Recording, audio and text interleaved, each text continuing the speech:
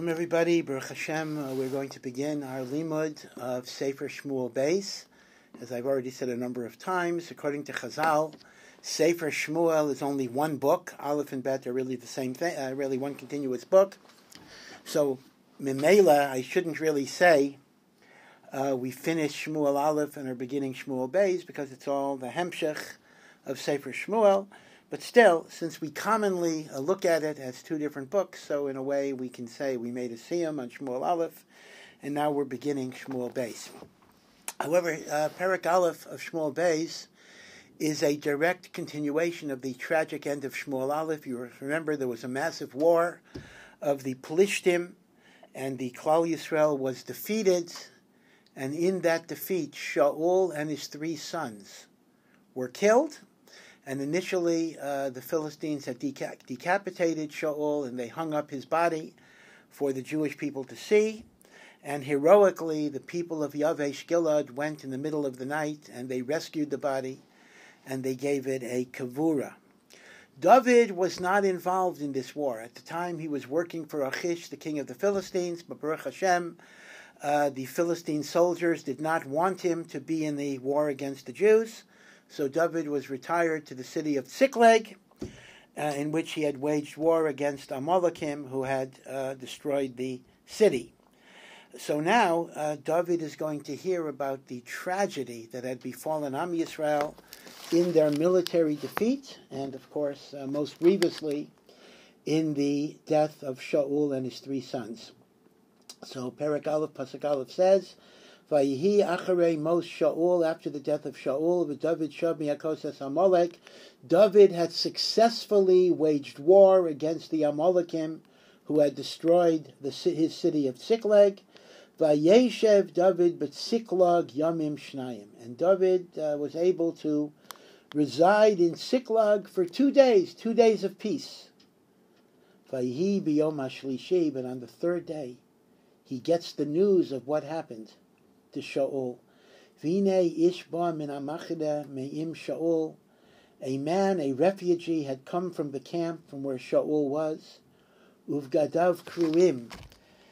His garments were torn as a sign of mourning. V'adamal rosho. There was dirt on his head, which in those days was a sign of avelus. Vayhi bavo el David v'ipol artza v'yishtachu. And when he came to David, he fell on the ground and he bowed down because he knows David is the king. Vayomer lo David, and David says to him, Ei mizeh tava, where are you coming from? Vayomer elav mi machane Yisrael nimladati. I escaped from the camp of Yisrael that had been decimated by the Plishtim. Vayomer elav David, me haya hadavar haged nali. What is going on? Tell me, please. Vayomer, and the man said, Asher nosa'am min milchama, the Jewish people fled a war in which they were being defeated. V'gam harbe nafal min ha'am, there were many casualties. V'yamusu, and many died. V'gam Shaul v'yaines and b'nai mesu. Now the truth of the matter is, Shaul had 3 sons who died, but the Shaliach only mentions Yonasan because that would be the most important piece of information for David. Vayomer David el hanara magid lo eich yadata ki mei Shaul v'yenes b'nai. How do you know? It's as if David doesn't want to believe the news unless there's some 100% proof. Vayomer hanar hamagid lo. So the youth that is telling him the story tells him the following. Nikro nikresi bahar ha-Gilboa. I was summoned to service in Mount Gilboa, meaning I was drafted into the army. V'hine Shaul nishan al chanito, and I saw that Shaul was leaning on his spear. V'hine harechev u'balei ha-parashim hidbikua, that both the Philistines who were on the chariots and those who were riding horses, the cavalry, hidbikua, they had stuck him with arrows. Shaul was dying from his wounds. Vayifen achra vayareni, and as he was dying, he turned around and he saw me. Vayikra Eli, and he called to me. Va'omar, and I said, Hineni, I'm at your service. Vayomer li mi ata, and he said to me, who are you? Va'omar elav, and I said to him, Amaleki anochi, I am an Amalekite. I will come back to this in a moment. Vayomer Eli, and Shaul said to me, Amod na alai, stand up near me, Umosaseni, and kill me, Ki achazani hashavetz, because there is great fear that has seized me, that the Philistines will capture me and abuse me, and therefore I want you to kill me first. Ki kol od nafshi bi, they will abuse me as long as I am alive, torture me. V'yamod alav, and the young man says, I stood over him and I did what he wanted me to do. V'amosaseyu, I killed him. Ki yodati, because I knew, ki lo yichya acharei niflo, he was not going to live after he has fallen. He's going to die anyway. So I killed him. For ekach hanezer asher al rosho, and I took the crown that was on his head. V'yetzada asher al zroin, the special bracelet. Again, these are royal garments. V'aviem aladon nihen, and I brought you these things. Here is his crown, and here is his special royal bracelet. Vayechazek David bivgadav, and David grabbed hold of his own clothing. Vayikre'em, and he ripped them in Avelis. V'gam kol anashim asherito, and all of the people that were with him ripped their garments. Vayispedu vayipku, and they gave eulogies, and they sobbed and they cried. V'yatsumu, and they fasted. Ad ho'erev, until nightfall. Al Shaul v'al Yonasan b'nai, for the death of Shaul and Yonasan his son, and really all of the Yidden that died b'milchama. Al Am Hashem, those are the tzaddikim. Beis Yisrael would be the common Yidden. Ki noflu b'chorev, they have fallen by the sword. Avelas, over such a chorban, that they fasted and they cried. And then, Vayomer David al Nara Magidlo, David asks the Nar again, Eimi Za'ata, what is your family again? He had already said Amaleki, now he gives a little bit of a different answer. Ben Ish Ger Amaleki. I am the son of a Ger Amaleki. I will go back and explain this. I want to finish the overall story first. Vayomer Elav David, and David said to him, Eich lo yareso lishloyach yodcha l'shaches es Mashiach Hashem. You see, the Nar thought that he would curry favor with David. He says, I killed your enemy and I brought you the crown. He thought David would say, Graisa yashkayach, you did a good thing. But we've seen over and over again that even when David could have harmed Shaul, he never did it because he understood that Shaul is the Mashiach Hashem. And now he says to the Ger Amaleki that is claiming credit for the murder of Shaul, Eich lo yaresa, how could you not be afraid? Lishloyach yad, to send forth your hand, l'shaches es Mashiach Hashem, to destroy the person that was anointed, that was appointed by Hashem through Shmuel Hanavi to be the Melech over Am Yisrael.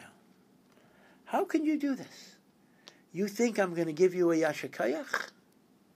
You're Chayav Misa because you're a murderer. Vayikra David liyachad mi'hana'arim. David called one of the youths, Vayomer, and he said, Gash, come forward, Pagabai, finish this guy off. Vayakheyu vayomos, and he was smitten, and he died. Vayomer elav David, and David said, Damcha al roshecha, your blood is on your head, you deserve to die. Ki picha anu b'chalemor, your own mouth has convicted you by claiming, Anochi motati et Mashiach Hashem, I have killed the anointed one of HaKadosh Baruch Hu. You're Chayav Misa, and that is why you were killed. The truth of the matter is, we've read 16 psukim, And they are full of questions and questions and questions. First of all, there's a fundamental contradiction between the discussion of what happened at the end of Shmuel Aleph and what happened as it's described in the beginning of Shmuel Beis. In Shmuel Aleph, you will recall that Shaul was indeed pierced with the arrows of the Plishtim. And Shaul is dying. And he asks his arms bearer to kill him, and the arms bearer refuses to do it. So the pasuk says, Shaul committed suicide. Shaul fell on his own sword. And we discussed in the earlier shir that there are different interpretations. Some say that Shaul did not do what was right, it was wrong to commit suicide. But he was so agitated, so depressed, so despondent, so hopeless, that effectively he was not responsible for his actions. It was like a state of temporary insanity. Others learned that Shaul was afraid that he would be tortured by the Plishtim and forced to worship Avodah Zarah. And since Avodah Zarah is one of the mitzvahs that you have to be willing to die rather than transgress, so Shaul took his life. That's a chiddush, but you're allowed to take your life in order not to be over on Gimel Chamurais. And then there's a Das Yochid, which again I want to emphasize we do not paskin like, that since he was going to, and the Radak is mashma this way, although we don't paskin like this, that since he was going to die anyway, his survival was very short term, and he is suffering tremendous yisurin, one is allowed to take one's life if the duration of their life is short, and there are yisurin nairayim. Whatever the lumdas, whether Shaul's action was a permissible action, or whether it was an impermissible action, Sefer Shmuel Aleph says Shaul took his own life. All of a sudden we read in Shmuel Beis, Perek Aleph, that the one who actually killed him is a Nar Amaleki. So you have a stira right there. Was Shaul killed by a person, or did Shaul take his own life? The second issue is, what's going on with Amalekim? Amalekim you're supposed to kill, you're supposed to destroy. Now granted, this guy was destroyed because of Ritzicha, not because he was Amalek. But what is he doing? What is he doing in Shaul's army? What is he doing in the Jewish people? L'chayra, there's a mitzvah to eradicate Amalek. That mitzvah was given to Shaul, but it's a mitzvah on Am Yisrael. A third issue is that if we assume that the Amaleki did it, we don't have witnesses, we don't have warning, we only have his own confession. Now the halacha, in fact, David HaMelech says, your mouth has convicted you by your saying you have killed Mashiach Hashem. But the problem is, you don't get the death penalty based on a confession. If I walk into Beis Din and I say, I murdered somebody, the Beis Din essentially says to me, go home and have a nice day. This is the famous rule that you have to have Eidim. Eidim, two witnesses, two kosher witnesses. Hasra'ah, advance warning. And Ein Adam Meisem Atzmei Rasha, a person cannot make himself a Rasha. So we really have three questions here. Number one, the contradiction, whether it was a suicide or the Ger Amaleki killed him. Number two, why is there an Amaleki at all around here? And number three, how could he be killed based on his confession? Isn't this the halacha of Ein Adam Meisim Atzmei Rasha? A person cannot make himself a Rasha. A person is not nerag based on his confession. These are difficult questions, and I'm not able to give you a complete answer to everything. I just want to say a few things. In terms of the stira, some Meforshim learn, Einachinami, Shaul committed suicide, and the Ger Amaleki is taking credit for something that he didn't do, thinking David will give him a Yashar Kayach. It turns out that that is the source of his downfall, and he winds up getting killed. In other words, Bekitzer, the Ger Amaleki statement is not true. But unfortunately, he's going to suffer because of it. But the second statement, or the second question, how do you have Amalek around? So you'll notice that although originally he said he was Amaleki, he later defines it, I am the son of a Ger Amaleki. Now, what does it mean, I am the son of a Ger Amaleki? First of all, can an Amalekite be a Ger? Which means, can it become a Jew? So the Mechilta actually says, Ein Makablim Gerim min Amalek. We are not Makabal, even sincere Gerim from Amalek. It's not Shayach a Geris of Amalek. On the other hand, the Gemara in Gittin seems to indicate that we are Makabal Gerim from Amalek. And in fact, there were great Gedolei Torah who were descended from the Gerim of Amalek. So it turns out that even though there's a mitzvah to destroy Amalek, and Amalek can become a Yid. And if I'm the son of a Ger Amaleki, I'm a Jew. So there's no kasha of what is he doing here. If you hold, not like the Mechilta to Tzorichin a little bit, if you hold not like the Mechilta, that an Amaleki can become a Ger, so the son of a Ger Amaleki is a Jew. In fact, his mother might be Jewish. The Amaleki who converted could marry a Jewish woman. Now, the third question is, how can you kill a person according to his admission? So there might be two answers here. One answer might be that, and this goes back to Ger Amaleki, that Ger Amaleki doesn't have to be a Ger Tzedek. According to the Shitas Rambam, an Amalekite can even be a Ger Taishav, meaning he's a goy who accepts the Zion mitzvahs b'nei Nayach and agrees to be subordinate to Am Yisrael in terms of paying taxes. That's called a Ger Taishav. It's a special type of goy that's makabel Zion mitzvahs in front of a Besdin. And the Shitas HaRambam is, not only can an Amalekite be a Ger Tzedek, but an Amalekite can actually be a Ger Taishav. Now what's interesting is, if you learn that the Ben Ger Amaleki he's a Ger Taishav and not a Yid, then it turns out his Chiyuv Misa will be based on Dinei B'nei Noach rather than Dinei Yisrael.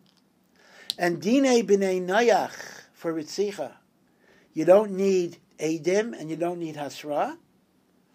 And there are Rishonim that say a Ben Noach is Nerag even Al Yedei Haidas Atzmai, and Memela he could be Nerag through his admission, although a Yid could not be Nerag through his admission.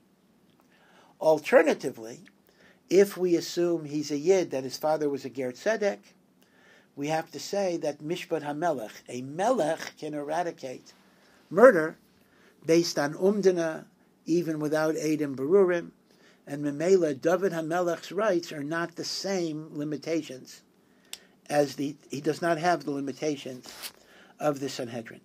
So this is a parak in which there's quite a lot to be ma'ayin in, and I just wanted to share with you the Rashi Prakim. Now, after the Ger Amaleki was killed, or the son of the Ger Amaleki was killed, we now have the hesped, the eulogy, that David gave, the kina, the lamentation, that he gave for Shaul and Yehonasan. Vayikainain David es akina hazais. David lamented this lamentation, al Shaul v'al Yehonasan b'nai. So even though there's a whole tragedy of all of Am Yisrael, but David's focus was on the tragedy of the death of Shaul and Yehonasan. Vayomer, and David said, we are given the words of the Hesped, Melamed b'nei Yehuda keshes, to teach the tribe of Yehuda how to wield the bow and arrow, meaning to fight the milchamas of Hashem. Hine kesuva al Sefer Hayashar. Behold, this is inscribed in the book of the upright. Sefer Hayashar, Chazal say, is a name for Sefer Bereshis, for the Torah, for the first book of the Torah, and it's called Sefer Hayashar because it is the story of Avram, Yitzchak, and Yaakov, who are called Yesharim Lamakayim. They are called the ones that are upright in their righteousness. And indeed, the idea that Bnei Yehuda would have a kayach of milchama, this is already predicted in the Torah, where it says by Yehuda, Yadcha bi'aref hayevecha, your hands, this is Yaakov's bracha to Shevet Yehuda, your hands will be on the necks of your enemies. So he says, the fact that I, from Shevet Yehuda, am able to engage in milchama, that's already in the Torah, meaning that's not my accomplishment. That's not my greatness. That was already given to me. The Sefer HaYashar. The greatness of a person is not what is given to him, but what he does with what is given to him. And now he speaks about the greatness of Shaul from Shevet Binyamin. Hatzvi Yisrael. You were the glory of Am Yisrael. Al b'maisecha chalal. And now he's speaking to the Jewish people. Al b'maisecha, on your heights, on your mountains, the greatness, the tzvi, chalal, has fallen as a corpse. Eich naflu gibayrim. How could it be that the mighty, powerful ones, both in righteousness and in military strength, how could they fall? Al tagidu b'gas, don't tell the Philistines in the city of Gas, although they know.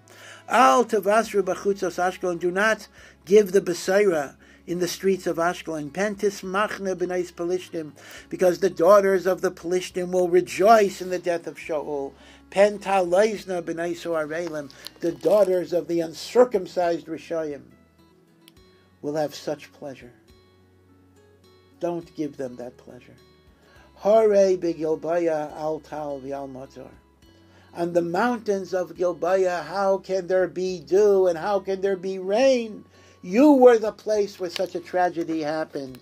Aleichem ustei trumos. How could there be tal and matar on you and all the choicest fields? How could it be? Kisham nigal magen gibarim. There, the shield of the mighty, Shaul, nigal, was expelled, meaning was rejected. Magen Shaul b'li Mashiach b'shemen.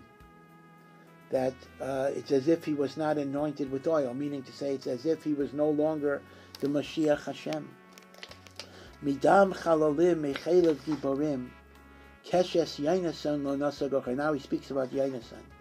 From the blood of the corpses, from the fat of the Philistine heroes, the bow of yainasan never turned backwards. He went after the enemies of Hashem. And similarly, cherev Shaul lo sashuv rekam. The sword of Shaul never came back empty. It always did its job.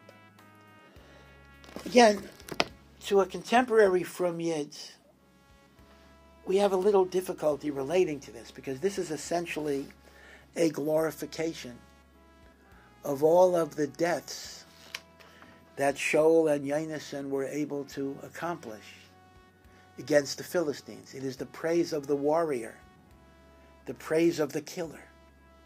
And we don't look at that necessarily as such a ruchnius thing. Is that something for David HaMelech to be mishabeach? But you have to understand it really in kind of a different way. The Pelishtim were Rishayim.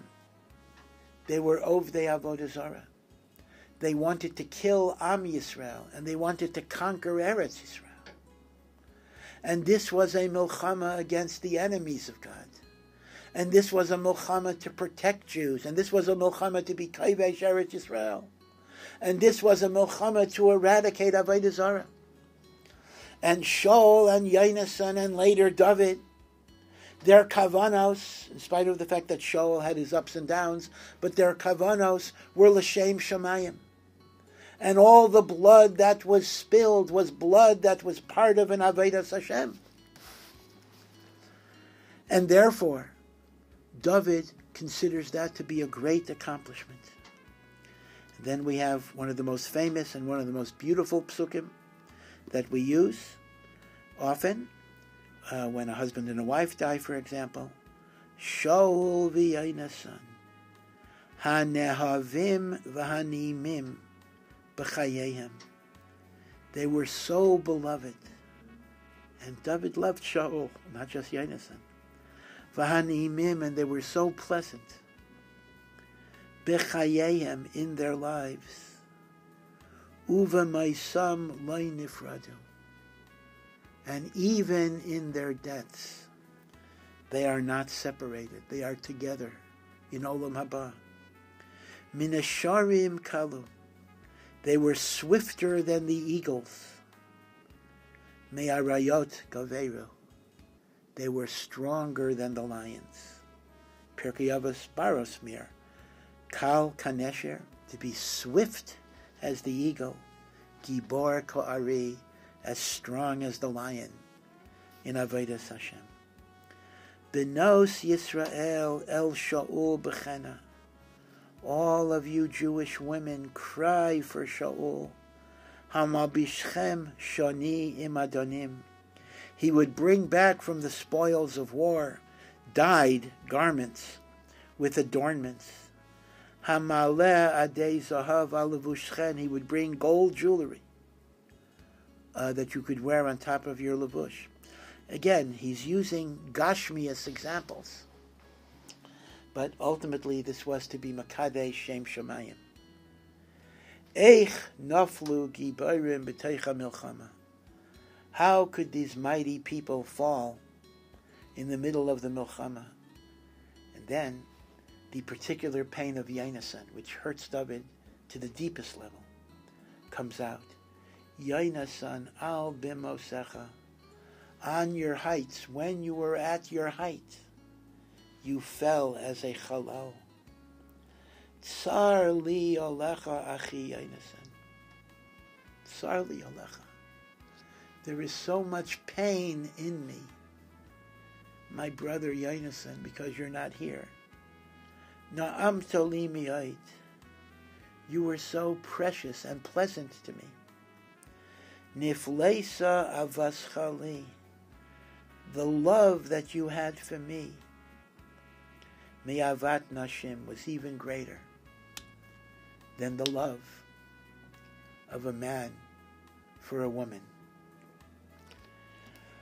Perhaps I shouldn't say this, but unfortunately there are those who are ma'akim, they distort the psukim, and they put into this rayaynais that are totally asur.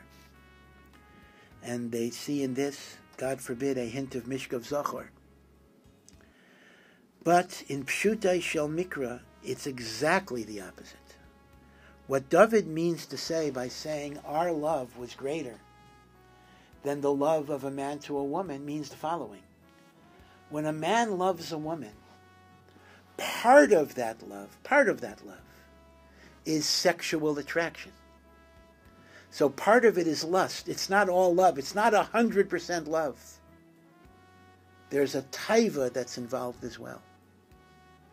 When David is saying our love was greater than the love of a man and a woman, he was badafka saying that because our love was not sexual, there was no taiva, it was 100% love and friendship. So fakert, pshutai shel mikra is, it's bedafka not, and versteht sich, this is emes, it's bedafka not mishkav zachar. Our love was pure in a way that there was no mixture at all of taiva. Again, forgive me for having to talk about this. And the last pasuk says, Eich naflu gibayrim. How have the mighty ones fallen? V'yavdu klei milchama. And the kalim of Hashem waging war against his enemies has been lost. Again, gibayrim means both military heroes, but also Ezeyu Gibor. A Gibor is Kovei Shes Yitzro, Tzadikim. So it's important to understand this. Shaul had problems. We don't know what the issues were. Were they psychiatric problems? Were they the despondency of the Ruach Nevuah leaving him? Did he consider David to be a Raidei for a Mered b'Malchus? We don't fully understand what went through Shaul's mind and spirit at various times. It's a very, very complex and difficult parsha. But the bottom line is that David HaMelech himself, who was the victim of Shaul for so long, David HaMelech acknowledges Shaul's righteousness, his kirvas Elokim. All of his wars were l'shem shamayim. And Shaul is given the appellation together with Yonasan as a Gibor, and a Gibor is not just a military hero, but a Zeu Gibor HaKovesh et Yitzro. And that is the end of David's hesped on Shaul and Yonasan.